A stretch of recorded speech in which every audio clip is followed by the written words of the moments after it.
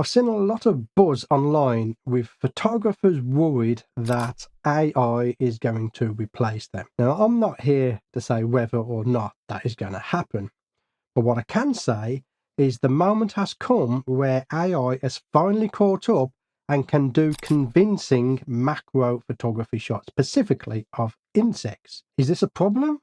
Are you worried about it? We're going to talk about it in this video.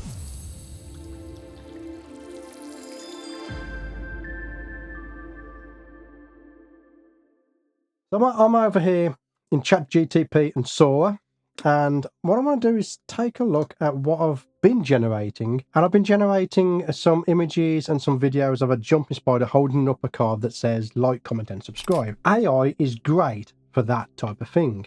However, when you get such a good tool like this AI, it is undoubtedly going to get abused by people. I have seen several accounts online where they are doing AI generated images and passing them over as photography, which I think is complete wrong. That's not something you should really be doing. You're tricking the viewer into thinking something when it's not. Now, us macro photographers, we can tell the difference between an AI generated image and a true macro shot, but the general public can't. So these shots are getting a lot of likes, a lot of comments, and the people that are passing them off are just laughing their asses off. But the downside to that is a lot of photographers are starting to panic. Are they going to get replaced? And, well, I don't know. But what I can tell you is if you leave off selling prints or images on social media, you have a right to be worried, because what you would normally take, let's say, several hours to do, now takes only 15 seconds for some kid to do on his lunchtime break. That could be worrying. But I'm going to put it to the test here, because we're going to try and generate an image of a nursery web spider. So I'm using Sora. Listen, I use AI in my everyday work. I don't use it to deceive people. I use it to aid me. Clean up images, help to write scripts. So we're going to do this, okay? I'm also polite. Now, I know this costs ChatGTP money saying thank you, and I'll do that as well, but we're going to write, please, if I can spell, can you create a realistic photo of a nursery web spider?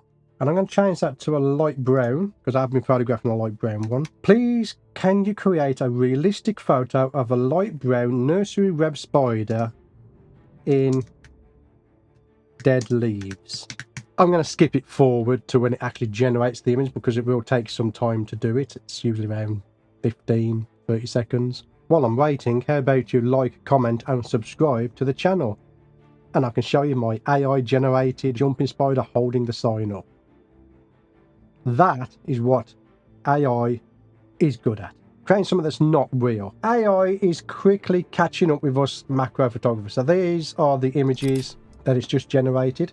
They're not bad. They are not bad at all. I'm going to go ahead and play with the prompt and generate another couple of images, and I'll show you those images now. And those are very good. To the casual viewer, they probably wouldn't be able to tell the difference between that and a real photograph.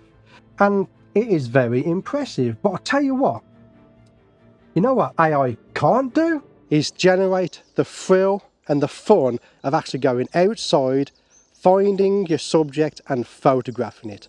That's where the fun in photography is for me personally. The end image that I get is just a result of me having fun out in the field. AI cannot generate that. The fun is in having the gear, playing with the gear, getting outside. For me, the fun in photography isn't the end result. It's not the likes, the comments, all the shares that you get. It's all about the adventure of getting there. What you see on the screen at home is the end of the adventure. What you don't see is the beginning of the adventure. Sitting in my studio, researching locations, where are subjects to be found, going out to that particular location. Once you get to the location, you've still got to search around, like here, to find what it is you're looking for. In this case, we're looking for nursery web spiders. And the fun is in the searching and the finding and the success of actually photographing your subject. A great many times I've gone out and not found something. Other times I've gone out, I've found something, and I've not managed to get a decent photo. But we've still come back home having been outside and had some fun. AI cannot do that. Sorry AI, but you lose out on that part of the hobby. See, although with AI, you're in the comfort of your home, you're typing in prompts into your computer and it's spitting out images, you haven't got the fun of rummaging around in the undergrowth, looking for a subject to photograph. Looking and finding a subject, that's one part of the fun. Once you found one, you've then got to photograph it. Once you've photographed it, you've then got to edit the image. Some people might look at this as being too much work. If you're one of those people, then click off the video, this channel's not for you. But if you're one of those people that find the fun in just being outdoors, and whether you get a shot or not, then this is the channel for you. AI cannot generate the fun of being outdoors, looking for a subject, finding it and photographing it. That's where the fun is in photography. I mean, in particular, macro photography. So yes, if you want to cheat your way to likes, comments and subscribers by generating AI images and then saying they're photography, then you knock yourself out. I'm not going to judge you for that. In fact, there are many accounts online now that are doing that. In fact, some accounts are even stealing people's work, regenerating it using AI and then calling it their own work. Well, I've got news for you. That's not your own work. In fact, that's borderline theft. All you get with AI is the end result. The AI, it's not all bad. In fact, I actually used AI to write part of this video script. You see, AI is a tool to help you, and I do use AI. I use AI to clean up my images. I use the remove tool. I sometimes use the generative AI in Photoshop to help patch up certain parts, particularly if I want to reframe the image for a widescreen or if I want to reframe it for Instagram. I will do that, and it's great at that. But the heart of the picture is all hard work.